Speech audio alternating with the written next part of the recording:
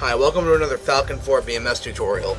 This is going to be a really quick tutorial in which I'm going to show you how to take off, the taxiing process, and basically how to get airborne. And it's for, beginners to the game that don't really know how to navigate an air base. The first thing we need to do is, in order to talk to the tower on the air base, we need to program the frequency for the tower, the radio frequency, into our data cartridge. And in order to do that, I'm going to refer you to the data cartridge video. Watch that first and then come back here. And once you have a frequency set, you're pretty much good to go.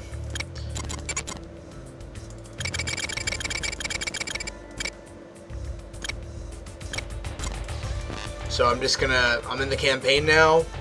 It's a random flight that was automatically created by the ATO. I'm just going to get in game and then we'll take it from there. Okay, so we're now in game on the taxiway and we're ready to take off and get this flight rolling. Now there's a few things that I need to do in order to make that happen. Number one is I need to taxi my aircraft onto the threshold of the runway. And before I do that, I need to request permission to take off. And once I'm finally in position on the runway, I'm going to be cleared to take off by the air controller in the tower. And this is really important on busy air bases. It's really important in the campaign, because if you don't coordinate with the tower, you're going to tend to pretty much get people killed. There's going to be mid-air collisions. There's going to be collisions when you take off. So let's go over the fundamentals of taxiing, okay? So we need to have our nose wheel steering on. The nose wheel steering allows the front wheel of the gear to basically operate like a car, and you can make turns as you would in a car. Okay, the indication for the nose wheel steering is on the right side. It's on the right side of the HUD here, right here. This guy right here, ARNWS. That means nose wheel steering is activated. And if I turn nose wheel steering off, you'll see it go away. Okay, that tells you if the nose wheel steering is on. And how do you turn on and turn off the nose wheel steering? The default key is Shift/. And just so you know, just for your own information, that's also the same key is also used for missile step on the HOTAS. So we need to make sure that where our nose wheel steering is on, then what we're going to do is we're going to increase the throttle to about 25% and just let it roll. And if we start to go too fast, if we start to lose control of the aircraft, we're going to hold down the brakes, the wheel brakes, and that's going to be your K key. You have to hold it down in order to brake. And the way we're going to turn while we're on the taxiway, we're going to use the rudder, either the rudder pedals, or if you have a joystick with a twist axis, then we're going to use the twist on the joystick. But the rudder will allow you to turn.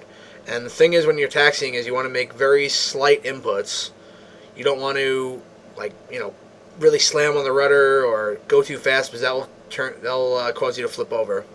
So that being said, let's unpause the game and let's request permission to take off. And the way we talk to the tower is we're going to use our comms, okay? And that's going to be through the T key, the tango key on the keyboard. We'll bring up the tower comms. And we can see here, there's a few options. We can request a hot pit refuel. We don't want to do that. We can have him install or remove chocks. We don't need to do that. This guy right here, request taxi, that's what we want to do. And once we do that, I'm just going to turn my comms back on. There's probably a lot of AI chattering right now. Once we request taxi, then the controller will give us permission to either hold in place or to taxi onto the runway. Serpent 1-1, ready for departure. So I'm going to increase my throttle a little bit. 1-1, taxi. I've been given clearance to taxi. I'm just going to, you can see here my throttle, I'm just a little bit above idle, 70% on the RPM gauge. 70% on the RPM gauge is idle, and I'm at a little bit below 80. If you go above 80, then you're going to tend to pick up enough momentum that you can actually take off. So we want to stay below 80 or ready so. for departure. And you can see there's another flight in front of me. 2-1, taxi. There's another flight in front of me, and they're taking off. This is what you expect to run into in the campaign when you have a busy airbase. And right now I put the throttle to idle because I noticed I was going a little too fast. And that will make me slow down a bit. And if I wanted to decrease the speed even further, I could just hold down the brakes like that.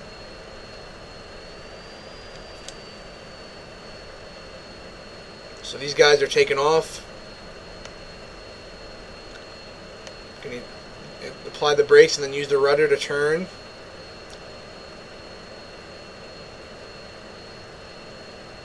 And you see the other flight is now airborne.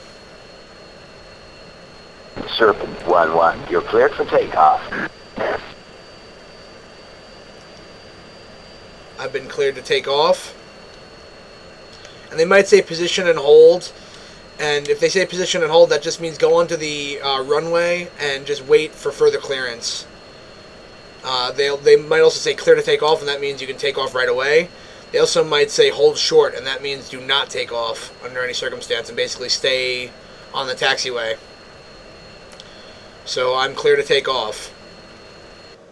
Now what we're going to do is we're going to line up our meatball. This guy right here, this circle with the lines coming out of it is called the meatball, okay? Or flight path marker. That's telling you where the nose of the aircraft is heading. And what I want to do is I want to line up the meatball on the end of the runway, okay? So you can see right here, I can see the end of the runway. I can see the ILS markers and all that. Serpent 1-1, is there a problem? Hold on, the tower's angry at me because I'm not taking off. It's going to kill my comms. We want to put that flight path marker on the end of the runway, and then we basically are in position. And once we're in position, we're going to hold down our brake key, we're going to put the throttle up to 85%, and then we're going to take the nose wheel steering off and then let it roll for a few seconds, and then once we've rolled for a few seconds, we're going to put the afterburner fully on until we're at about 180 or 190 knots, and then we're going to pull up pretty hard. I would say about at least 50 to 60% back, okay? So I'm going to unpause now. I'm in a good position. I can either turn the nose wheel steering off now or I can do it after I rev up, but I'm going to turn it off now. I'm now going to put the throttle up to about 85%. I'm going to let it warm up the engine, this way you don't have a compressor stall, okay? Then I'm going to release. I'm going to let it roll for a few seconds, and then I'm going to go full burn, okay? Now we're rolling. I'm going to look at the airspeed indicator on the left side of my HUD. Once that is about 185, 190, I'm going to pull up. I'm going to pull directly up. And if you go off course while you're rolling, you can just use your rudder. Your rudder will still work, it just won't be as sensitive as when you have nose wheel steering, okay? So right now, I'm just going to pull up. Press G to raise your landing gear. If you go above 300 knots with your landing gear down, you're going to actually snap them off. So that is a no-go. And we probably missed it because I had the comms off, but the 1-1, is there a problem? The tower will clear you Serpent 1, resume on navigation. Will clear you to resume on navigation, which Serpent means 1-3, you're cleared for takeoff. essentially 2, airborne. Let me kill the comms again. He'll tell you to resume navigation, which basically means you're now clear to fly and go on as fragged, and I'm no longer controlling you. And when you take off, what I like to do is I like to full burn until about 350 knots, remain 10 degrees nose up, and then come out of the burn. And that gives you enough momentum to maneuver and to maneuver onto the flight plan. So that's the basics of taking off. If you guys want to see how to land, you can check out my ILS tutorial, but this is something that you're going to have to do every flight, and it's something that you really need to become familiar with. In position. And I've seen a lot of people mess up. 3, airborne. I've seen a lot of people mess up takeoffs and basically crash their aircraft. 4, And airborne. there's just one more thing that I want to stress is when we were taking off, we had to turn nose wheel steering off, and the reason for that is the nose wheel steering is too sensitive for a takeoff. If you have it on and if you make any abrupt movements whatsoever while you're taking off, your plane will basically, the gear will snap or you'll basically flip, and that's why you have to turn it off, okay? So I hope this video was useful, and see you in the air.